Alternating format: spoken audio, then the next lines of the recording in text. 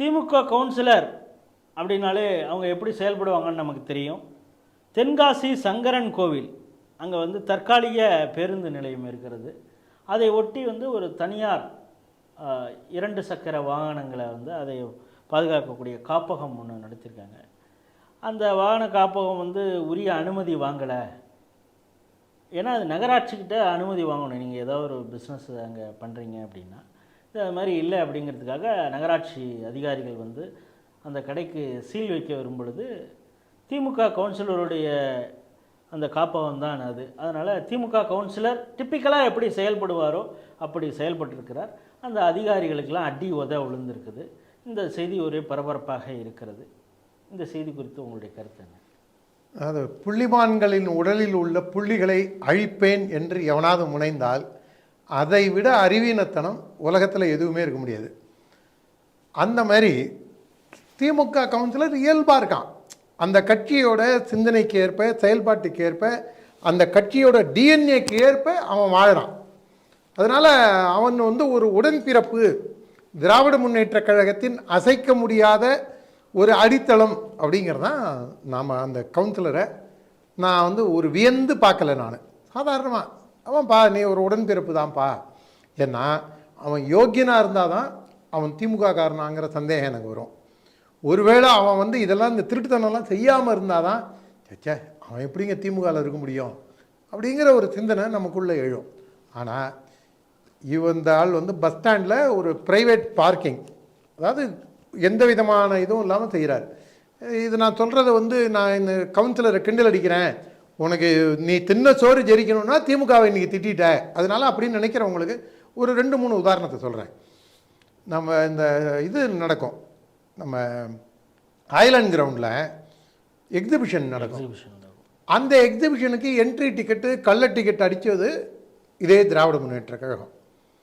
இந்த பஸ்ஸு, இந்த வெளியூர் போகிற பஸ்ஸு, ஓடுற லோக்கலில் ஓடுற டவுன் பஸ்ஸு, அதுங்களுக்கு கள்ள டிக்கெட் அடித்து அதை அந்த இது நிர்வாகத்துக்குள்ளே விட்டு அதிலேருந்து துட்டு அடித்தது இந்த கும்பல். இதுக்கு நீங்கள் பல்வேறு உதாரணங்கள் இருக்குது. இந்த மாதிரி இவங்க தொடர்ந்து செய்யாத விஷயங்களுக்கு, வயலில் இவ்வளோ பூச்சி மருந்து அடித்தோம் அப்படின்னு சொல்லி பூச்சி மருந்து ஊழலே வந்து இதாக இருந்தது. அதெல்லாம் வந்து சர்க்காரியா கமிஷனால் விசாரிக்கப்பட்டது. அதனால் அடிப்படையில் திராவிட முன்னேற்ற கழகத்துடைய ஒரு மானமிகு உடன்பிறப்பாக தான் இந்த கவுன்சிலர் செயல்பட்டு இருந்திருக்காரு. இது வந்து ஒரு லோக்கல் கவுன்சிலர் இப்படி இருக்கார் அப்படின்னு நம்ம பார்க்கக்கூடாது. காஞ்சிபுரத்தில் எழிலரசன்னு ஒரு எம்எல்ஏ இருக்கார். அவர் 2ஆம் தலைமுறையாக திமுகவில் இருக்கிறதா சொல்கிறாங்க. இருக்கலாம், மேபி. ரொம்ப டீசெண்டான எம்எல்ஏ இல்லை? ஐயோ, அவர் கூவம் கொப்பளிக்குங்க. எங்கள் பக்கத்து ஒரு எம்ஆர்கே பண்ணி சொல்லுவோம். கொள்ளைக்கரையில் மயிலாடுதுறை போகிற அந்த கொள்ளைக்கரையில் எங்கள் ஊருக்கு அடுத்த ஊர் பன்னீர் சொல்லுவோம். பன்னீர் வாயை திறந்தா வெந்நீர் அப்படின்னு தான் பல பேர் சொல்லுவாங்க. அந்த பன்னீருக்கே நல்ல பேர் வாங்கி கொடுக்குற அளவுக்கு இந்த எழிலரசனுடைய பேச்சு, அதுவும் ஒரு இந்த பிரதமரை தாறுமாறாக பேசினதாக இருக்கட்டும், மக்களை ஏசினதாக இருக்கட்டும், துப்புரவு பணியாளர்களை அசிங்கப்படுத்தி அந்த பையில இந்த பையிலன்னு பேசினதாக இருக்கட்டும், அது எனக்கு தெரிஞ்ச எழிலரசன் வந்து ஒரு டஃப் காம்படிஷன், அவரோட இன்னொரு 2-3 பேர் போட்டிடுறாங்க. அந்த ஒரு எம்எல்ஏ அப்படி இருக்கார், அந்த ஊரில் கவுன்சிலர் அப்படி இருக்காங்க. மீதி எல்லா ஊர்லேயும் கவுன்சிலர் எப்படி இருக்காங்கன்னு பாருங்கள்.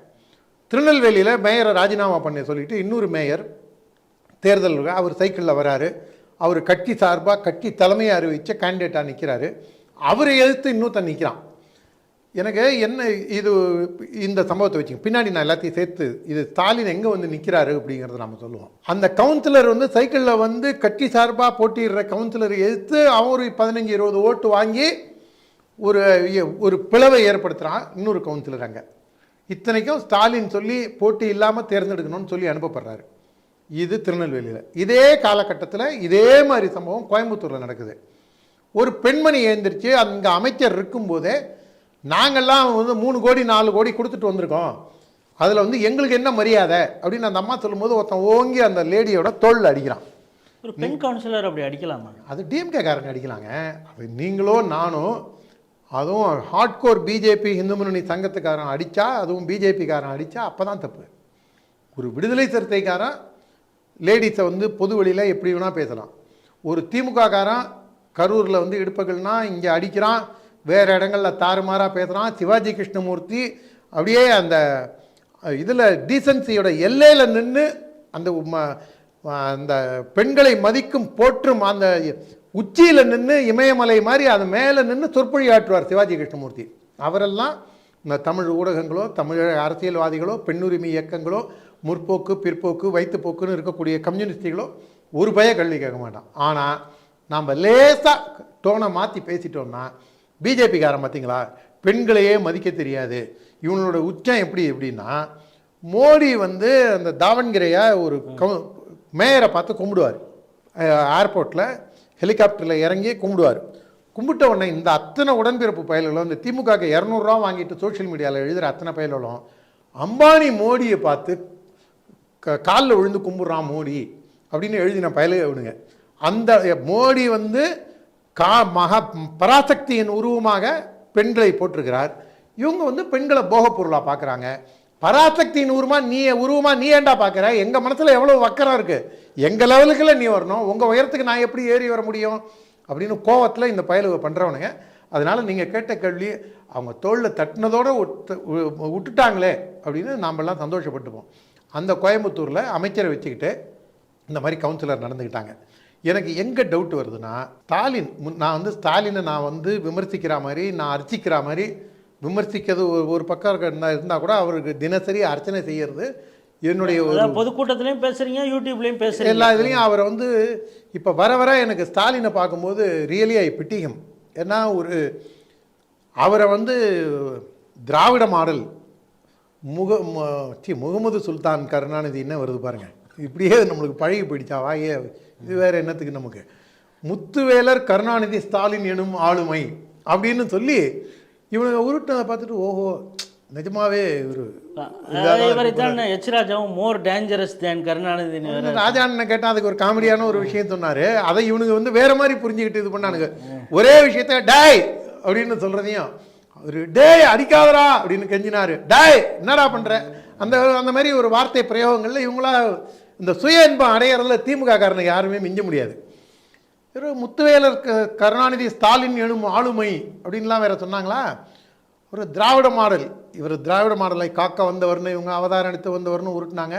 எல்லாத்தையும் தாண்டி நான் ஹிட்லராக மாறுவேன் அப்படின்னா சபாஷ், இவரும் ஜெயலலிதா மாதிரி கட்சிக்காரன்லாம் பந்தாட போகிறாருன்னு நினச்சா கடைசியில் இவர் புலி மாதிரி உருமுவார்னு பார்த்தா பூனை மாதிரி மியாவ் அப்படின்றாரு. ரொம்ப ஒரு டூ பேத்தட்டிக்.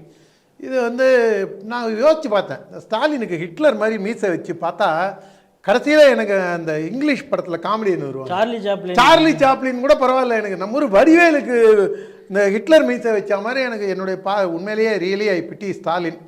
ஒரு ஆளுமையே இல்லாமல் பல்வேறு நெருக்கடிகளுக்கு உள்ளாகி. நீங்கள் இப்படி சொல்கிறது எனக்கு ஆச்சரியமாக, ஏன்னா நான் அமெரிக்கா சென்றால் கூட என்னோடது ஒட்டுமொத்த பார்வை இங்கே தான் இருக்கிறது. அதாவது ஒரு சிசிடிவி கேமரா மாதிரி இங்கே இவங்க என்னென்னலாம் செய்வாங்களோ அதெல்லாம் நான் கவனித்து கொண்டு தான் இருக்க போகிறேன். கவுன்சிலர் நீங்கள்லாம் வந்து உங்கள் மேலே பல கம்ப்ளைண்ட் வருது, தூக்கி எரிஞ்சிருவேன் அப்படின்லாம் அவர் கண்டித்ததாக செய்தியெல்லாம் வந்துச்சே. எனக்கு அதை படித்த உடனே எனக்கு ஏன் சிரிக்கிறேன், நான் இப்போவே அப்படி சிரிக்கிறேன்னா அதை படித்த உடனே நான் விழானோக சிரித்த உடனே என் சம்சாரம் ஓடி வந்து என்ன பைத்தியமா உங்களுக்கு நீங்களே சிரிச்சுக்கிறாங்கன்னு. இந்த செய்தியை படித்த உடனே இப்படி தான் உடனே என் சம்சாரத்தை கூப்பிட்டு காமிச்சேன், அவங்களும் சிரித்தாங்க குபீர்னு. ஏன் சிரிச்சேன்னு நீங்கள் சொல்லுவீங்களே, அதுக்காக தான் சிரித்தேன் அப்படின்னா. இந்த முகமது பின் துக்ளக்னு ஒரு ட்ராமா, அதில் வந்து அந்த சுல்தான் துக்ளக்கை பார்த்து அண்ணாதர குரலில் ஒருத்தர் எங்களது கோரிக்கைகளை கேட்டு எங்களுடைய ஆலோசனைகளை கேட்டு தான் நீங்கள் செயல்பட வேண்டும் அப்படிம்பாரு. உன்னை எங்களுடைய ஆலோசனையை கேட்கணும்னா அதுக்கு சுல்தான் துக்ளக் சொல்லுவார், உங்கள் ஆலோசனைகள் நீங்கள் கூறலாம், ஆனால் அதனை கேட்டு நடக்க வேண்டும் என்ற அவசியம் இந்த சுல்தானுக்கு இல்லை அப்படிம்பாரு. எனக்கு என்னன்னா நான் அமெரிக்காவில் இருந்து கூட உங்களை நான் வாட்ச் பண்ணிகிட்டே இருப்பேன் அப்படின்னு.